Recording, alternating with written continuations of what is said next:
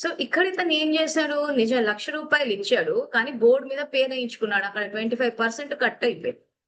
తర్వాత ఆశ్రమం వాళ్ళు ఏం చేశారంటే, ఈ దాతలు డోనర్లందరికీ సన్మానాలు చేస్తూ ఉంటారు. ఏమైనా స్పెషల్ అకేషన్స్, పండగలొచ్చినప్పుడు.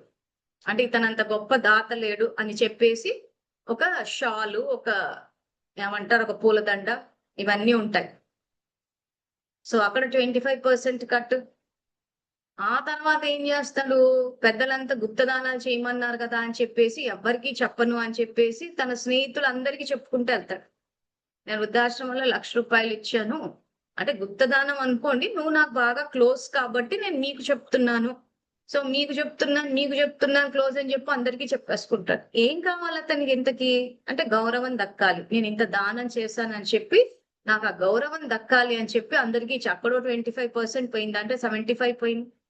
ఆ తర్వాత ఏం చేస్తాడంటే, ఇంటి బయట ఒక నేమ్ ప్లేట్ పెట్టుకుంటాడు.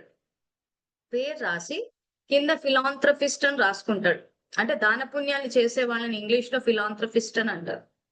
అంటే ఏంటి? మనకు ఇప్పుడు తెలిసిన వాళ్ళందరికైతే చెప్పేసారు. మరి తెలియని వాళ్ళకి ఎట్లా తెలుస్తది? నేను ఇంత గొప్ప వ్యక్తినని. సో, నేమ్ ప్లేట్ మీద రాసేసుకుంటాడు. అప్పుడు ఇంటికి బయట వచ్చే పోయే వాళ్ళంతా చూస్తే నా గొప్పతనం తెలుస్తదని. సో, అక్కడ 25% కట్ అయింది. సో, మొత్తం 100% కట్ అయిపోయింది. సో, ఇంక అప్పుడు ఏం మిగిలుంది?